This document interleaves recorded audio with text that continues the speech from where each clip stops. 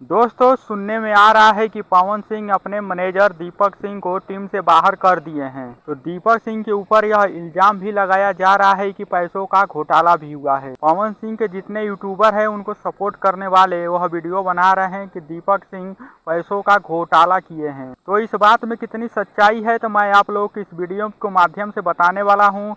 तो सबसे पहले मैं आप लोगों को बता दूं, अगर आप लोग हमारे चैनल पर नए आए हैं तो चैनल को सब्सक्राइब कर लीजिए और वीडियो को लाइक करना ना भूलिए। तो दोस्तों, दीपक सिंह के ऊपर यह इल्ज़ाम लगाया गया है कि 15 करोड़ का घोटाला किए हैं दीपक सिंह। इस बात में कितनी सच्चाई है तो मैं आप लोगों को बता दूं, दीपक सिंह एक पैसे वाले हैं और उनको पैसे की कोई कमी नहीं है। तो दोस्तों, जब दीपक सिंह खुद एक पैसे वाले हैं तो वो पैसों का घोटाला क्यों कर सकते? जब उनको पैसे की कोई कमी ही नहीं है तो पैसों का घोटाला क्यों करेंगे? कहीं हो सकता हो कि दीपक सिंह टीम को मैनेज नहीं कर पाते होंगे, जिसके वजह से पवन सिंह मैनेजर बदल दिए हैं। तो ऐसे कई कारण हो सकते हैं। तो आप लोगों को क्या लगता है तो कमेंट बॉक्स में ज़रूर बताइएगा।